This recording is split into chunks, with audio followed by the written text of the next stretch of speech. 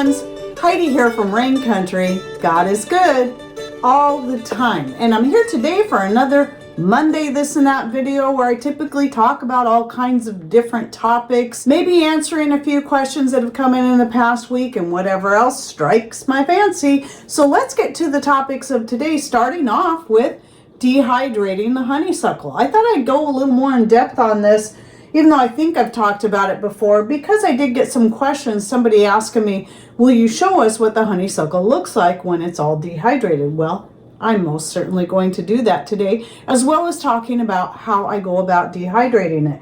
Now you'll see here that my honeysuckle is kind of a fuchsia color with typically a gold center when it opens up. Sometimes it can be white. And a lot of people have been asking me what variety that is. Now, in the video that I did on honeysuckle and its benefits and uses that I'll link to in the description box down below if you'd like to learn more about it, I thought at the time that it was called Mardi Gras. Now it still could be. Here's my problem is I bought this particular variety at our local nursery and there was absolutely no tag on it. It didn't even say it was honeysuckle. All it had was a price tag.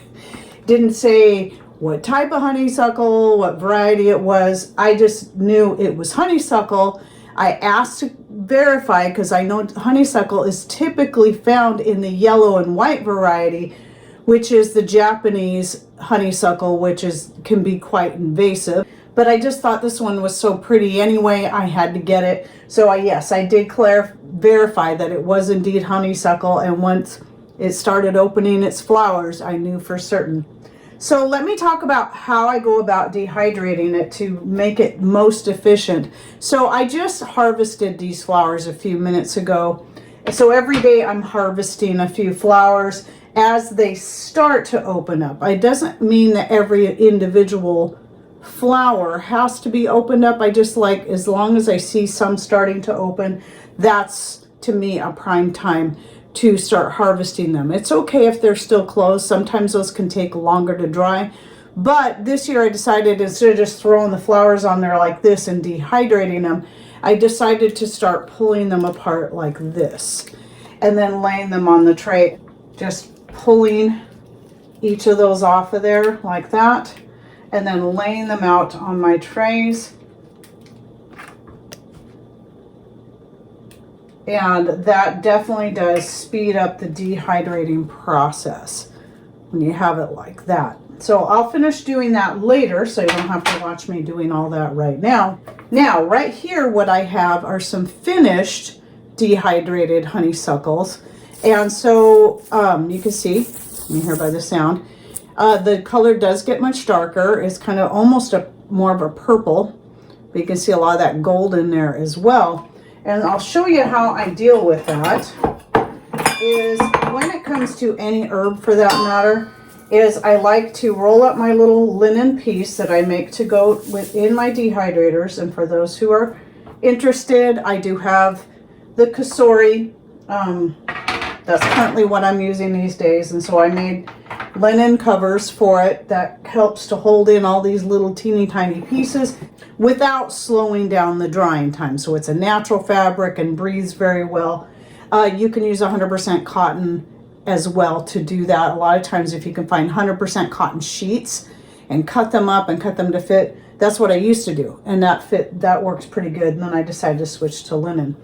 So you can see what it looks like in the bowl. And so making sure that my fingers are clean and dry, I like to go through and crush them like this, not necessarily because they need to be crushed, but more so that I can double check and make sure all of it got dry. Because sometimes you'll do this and then you'll find, oh, there's a little piece in there that still has a little flexibility in it and not fully dry. But these are all definitely very, very dry. Now the temperature I use for these is 115 degrees. And it's going to take approximately 10 to 12 hours. It's going to depend on your dehydrator, your climate, and if you go with a lower setting, it's going to take even longer. I don't recommend going any higher than 115. And then I just take my jar. Here's what I've got dehydrated up so far. And I put my funnel in there and then just dump the flowers in there. I have another tray on the dehydrator now that I had put in later. So it's going to be a while before those are fully dry, and then I'll be putting these in there as well. So that's what they look like. Now, I'll just cover very quickly what I use the honeysuckle flowers for. Now, when they're fresh like this, which I will be doing, I love using this for making like a cold infusion, which is a really wonderful drink to have on the hot days. This is one of my favorite herbs to use to make that. I have others that I grow in my garden I like to use to make my cold infusions. I'll link to the video on cold infusions where I give a bunch of other different ideas in the description box down below. I've used these to make hair wash vinegar as well. But then for the dried ones, the dried flowers like this, they go into my different oil infusions. So one of them is the oil infusion I use for my hair. On a scalp massage. I have quite a few herbs that go in there, and I'll link to that video in the description box.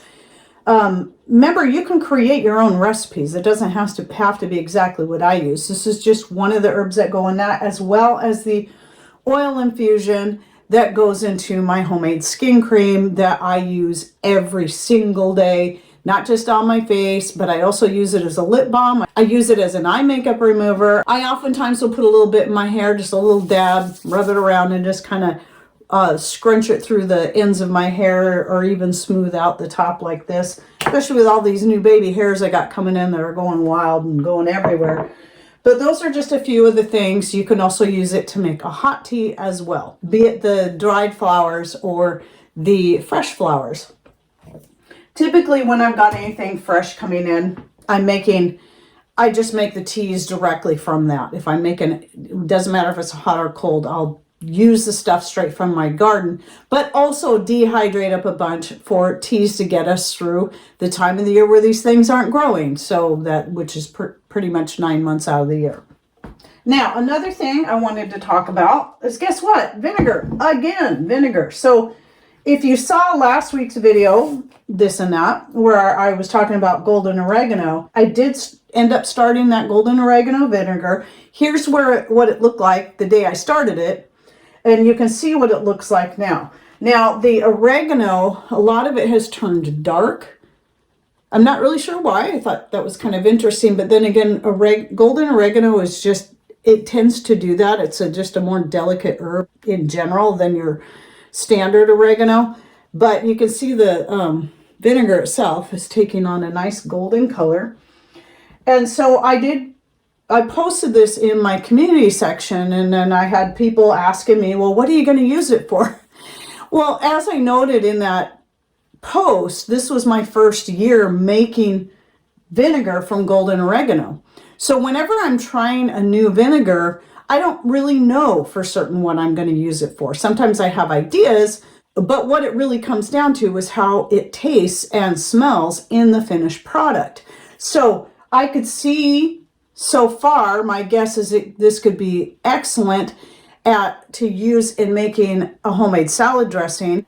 I could see this being good as a cleaning vinegar, but it might be good for many other food-related dishes. But again, I won't know that until it is completely done. So it's only been going for about a week at the time that I'm shooting this video.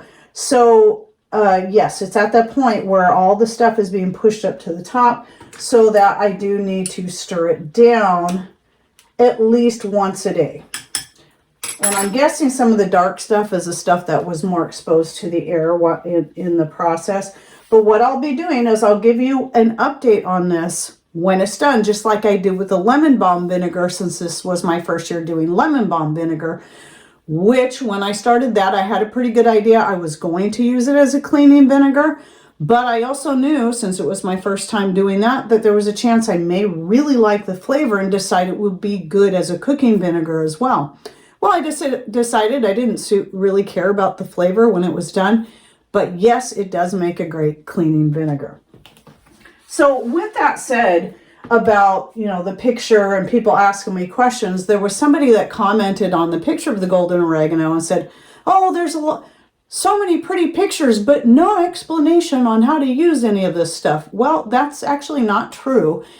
Sometimes I think people don't read the whole post, but if a post says more on it, just like under a video, that's how you access the description box below the video screen. If you click on more, it opens up the description box so you can find all the links we put in there. Same goes with a post. If it says more, ... more, then you click on that so you can see the whole post. Most of the time what you're going to see is I'm going to be linking you back to some thorough videos on how to use some of these various things or what they're good for. So one of my more recent posts, I was showing a picture of a bunch of stuff I had getting ready to put in the dehydrators, and I did provide several links because I have on most of the herbs I grow, not all of them yet, but most of them, I do have videos where I've talked about the benefits and uses of that individual herb. So please make sure that you're reading the full post because I've already shot the videos and they're already out there with that information, and it would take me a long time to type it all up for you in a single post when I've already got a video out. So that would be a lot of extra work for me. So as in the case of the golden oregano vinegar, since it is a new one, I did at least link to the video on how to make any kind of vinegar. And I also have a video on how to use your various different homemade vinegars. And I will go ahead and link to that video in the description box down below as well. Let's talk a little bit more about golden oregano. So I just wanted to clarify some things that when I initially was looking into the benefits years ago of golden oregano, at that time, it was very difficult to find. Mostly what I would find were the benefits of oregano on a general basis. So that would include your golden oregano, Italian oregano, Greek oregano, your marjoram, all of that falls under that category. But what you often find in different varieties is you can have slight differences in maybe how potent something is, or maybe just a little bit different, like this particular oregano might be better for that, where this is better for that. So as my assumption would be, a stronger and hotter oregano might be a better antibiotic than your golden oregano. But they all have benefits and they all have uses. Mostly for a golden oregano, I focus on it more for culinary purposes because to me it has a broader range of use when going with culinary uses, where the Mediterranean oregano I'm going to use more in my Italian dishes and for medicinal purposes. But it's all entirely up to you. And so I want to explain that. And then another thing is that it is common when you're looking up different herbs and their benefits and their warnings about them. A lot of times what you're going to see on herbs is not recommended for pregnant women.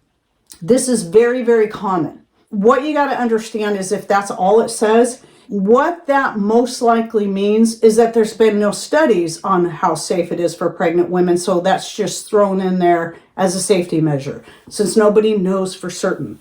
However, when you're talking about uses of herbs in a culinary form, it's highly, highly unlikely that's something you need to be afraid of.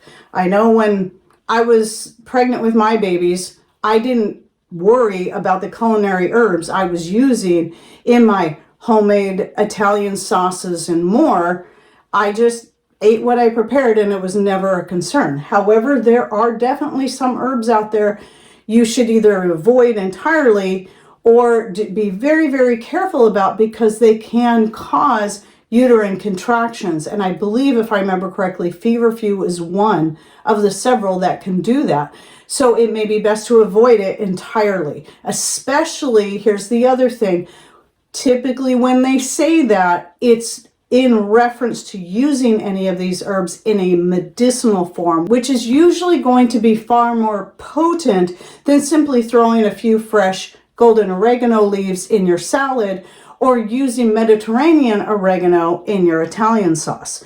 That's highly doubtful that's anything you would need to be worried about. But if you're making strong tinctures and taking them in medicinal doses, then yes, You need to be very careful about that, especially the things that you don't know about. And it's always best, like I always try to encourage people, to do your own research based on whether or not you're pregnant, whether or not you're nursing, whether or not you're on any kind of medication. Because a lot of times you can have reactions, though most commonly what you're going to find is the reason certain herbs are not recommended when you're taking certain medications is that this herb, because it works so well for that same thing you're taking the medication for, that it makes the medication ineffective.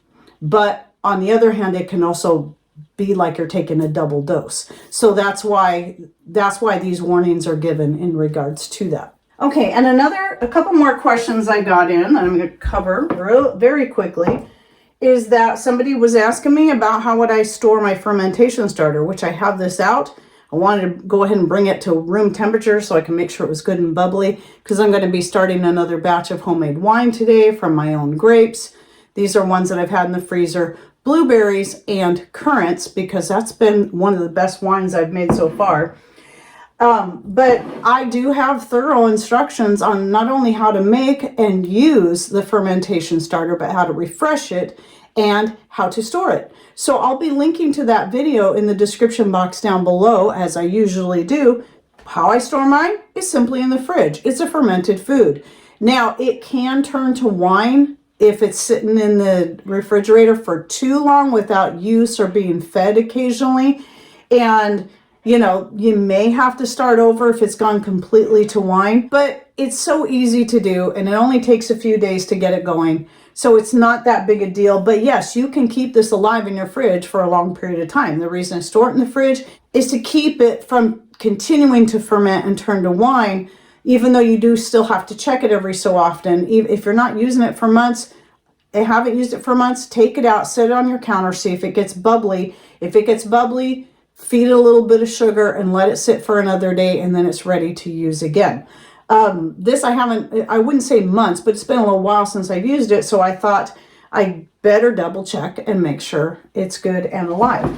So, and if it's turned completely to wine and there's no bubbling, then you can use it for whatever else you normally use wine for, whether it be using it to saute dishes, adding to sauces, or whatever strikes your fancy as far as that goes.